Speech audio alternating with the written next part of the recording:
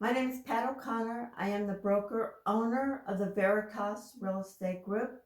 We're located in Coral Springs, Florida. And I came across an article this week that I thought you might be interested in. And the topic is rent to own homes. So the premise is that when you sign a lease to rent the property, that along with that lease, there is a separate contract which gives you the right to purchase the home for a established amount of money within a particular time frame when your lease expires.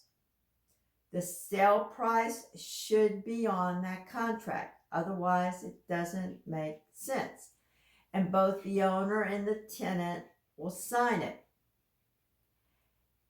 In return for the ability to be able to purchase the house, the tenant either makes an upfront fee that goes into escrow, or they pay more each month in rent. Now, there's two versions of this contract. First version is an option to buy. And this is binding on the owner, but it is not binding on the tenant. So they can sign it. It will have the sale price. And if the tenant still wants to purchase the home after 12 months, they can for that sale price. And the extra money that they have paid in each month, or as an upfront fee, would be applied to their down payment. The other type of contract is a lease agreement with a purchase agreement along with it. That is binding on both parties. All right? So that means come hell or high water, tenant has to purchase the property, or they could be facing a lawsuit. Okay, so let's look at these a little bit more. With the option, we'll call that version 1, where the tenant has an option to execute the contract, meaning to say, okay, I want to buy it.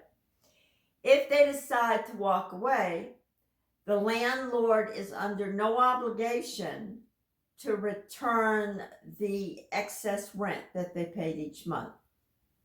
It may be good. Prices may have, and if it's been a market like we had last year, prices could have gone up significantly, and landlord doesn't really want to sell it at that lower price.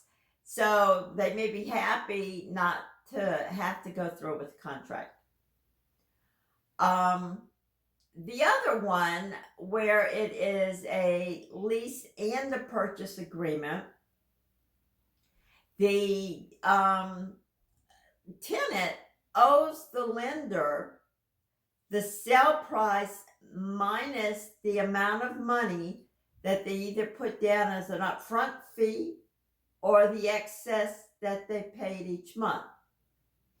So stated sale price in the purchase contract, that was made 12 months ago, minus the extra amount of money that the landlord has gotten over the year, is what the tenant now owes the landlord.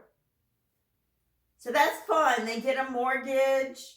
They've got a great price on this because they made it 12 months ago, and home prices increased more than anybody would have expected. And so they're happy. At least the tenant's happy. The owner may not be so happy, because if it was a home that was easy to sell, then they lost maybe a chunk of change, having to accept the lower price. Problem is, what if the tenant can't get a mortgage? and they don't have the cash to buy it in cash. So they'll try to get a mortgage. There's probably no contingency fees in this kind of purchase agreement, although you would have to look at the contract to know. It could be contingent on the fact that the tenant is able to obtain a mortgage. Maybe not. But if it does not have that contingency, then the tenant owes the owner that money, and the owner is in their legal rights to sue for it. However, if they can turn around and sell the property for a higher amount, they may not want to pay court costs and go through all those kind of shenanigans. Okay, so what are the recommendations?